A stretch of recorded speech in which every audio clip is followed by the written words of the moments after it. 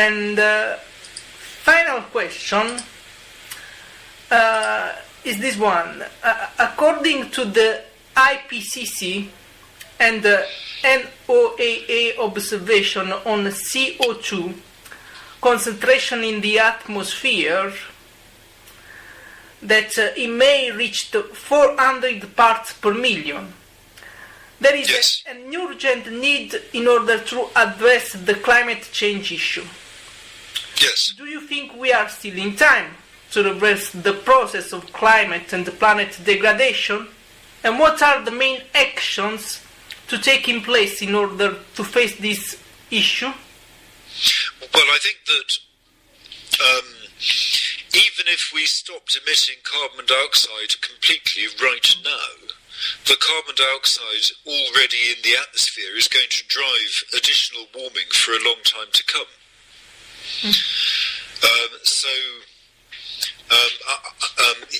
It would definitely appear that the climate is going to carry on deteriorating as global warming advances, and we clearly do need to reduce emissions.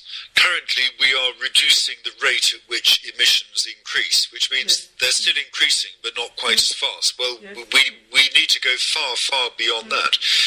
Now, what is the best hope? We saw at the COP19 in Warsaw that really countries are unable to reach any serious and effective agreement.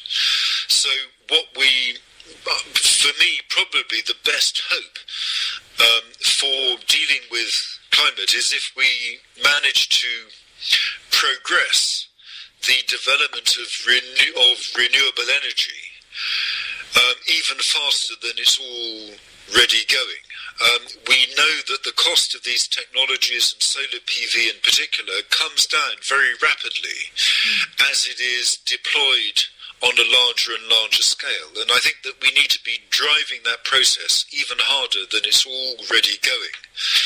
And that this is, and that hopefully what we will see happen is, while countries are still arguing about carbon dioxide emissions and what to do about it in the climate talks, in the official climate process, that actually what's happening in the real world is that everybody is building renewable energy generation plants and renewable energy infrastructure as fast as they can, for the simple reason that it is cheaper. That it is cheaper and it is cleaner, and it is a better way of providing the world with its energy than relying on fossil fuels. Finally, this is the last questions. Do you think what is the role of information in this process? The role of the information, in particular, in growing the awareness of the single citizen and of the public opinion on this issue. Well, I suppose that's the business that the ecologist is in, is trying to provide information, but information for change, information for campaigning, information to wake people up to the problems of the world and what can be done about it. So information plays an absolutely crucial role, and of course there are always many people who do not want this information to get out.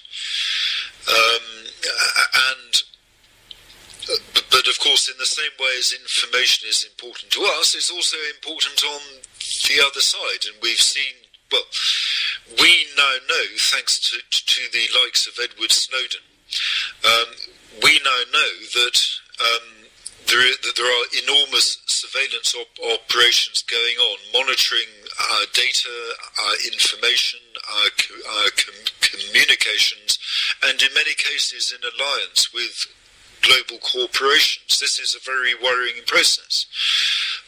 So that is something that we need to combat, or we may find that the information infrastructure that we depend on for our campaigning and our own knowledge networks becomes dangerously compromised.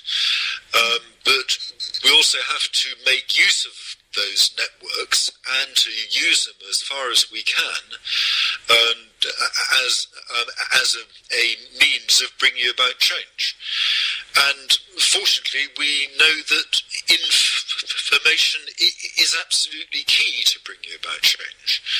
And we've seen that from Edward Snowden, we've seen that from Bradley Manning, that the release of the information that they have has actually been enormously influential in the world.